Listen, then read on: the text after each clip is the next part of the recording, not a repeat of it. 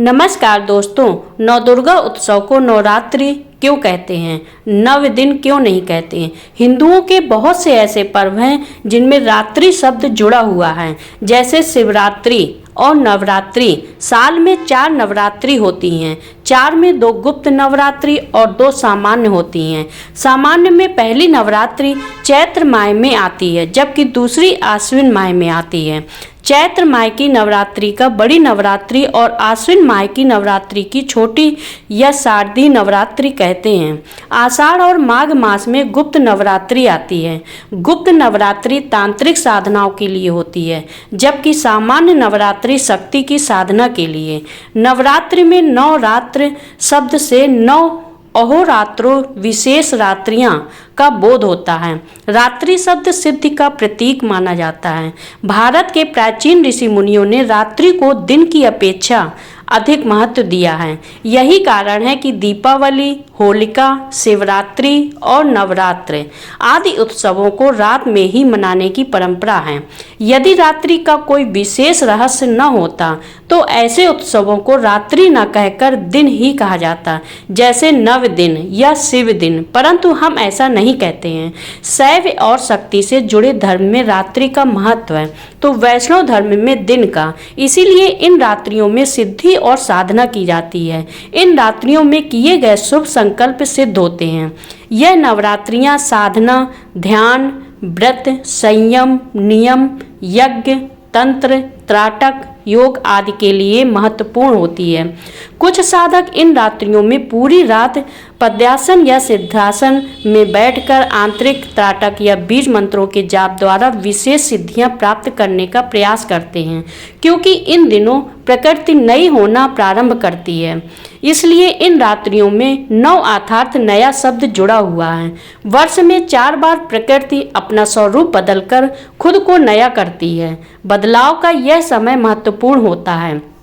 वैज्ञानिक दृष्टिकोण से देखें तो पृथ्वी द्वारा सूर्य की परिक्रमा काल में एक वर्ष की 4 संधियां होती हैं, जिनमें से मार्च व सितंबर माह में पड़ने वाली संधियों में साल के 2 मुख्य नवरात्र पड़ते हैं।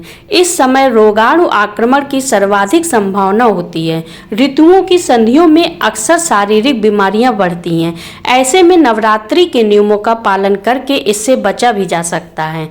वैसे भी रात्रि में प्रकृति के बहुत सारे अवरोध खत्म हो जाते हैं। जैसे यदि आप ध्यान दें तो रात्रि में हमारी आवाज़ बहुत दूर तक सुना दे सकती है, परंतु दिन में नहीं, क्योंकि दिन में कोलाहल ज़्यादा होता है।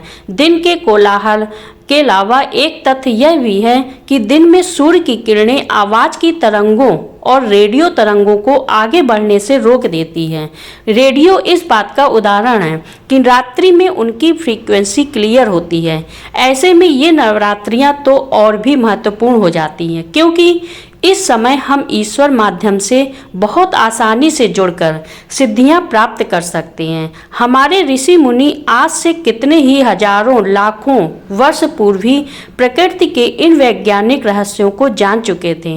रेडियो तरंगों की तरह ही हमारे द्वारा उच्चारित मंत्र ईश्वर माध्यम में पहुंचकर शक्ति को संचित करते हैं या शक्ति को जगाते हैं। इसी रहस्य को समझते हुए संकल्प और उच्च अवधारणा के साथ अपनी शक्तिशाली विचार तरंगों को वायुमंडल में भेजकर साधन अपनी कार्य सिद्धि अर्थात मनोकामना सिद्धि करने में सफल रहते हैं।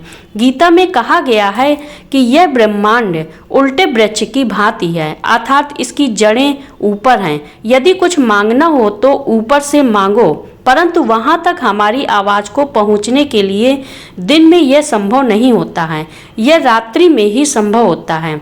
माता के अधिकतर मंदिरों के पहाड़ों पर होने का रहस्य भी यही है। जय माता दी।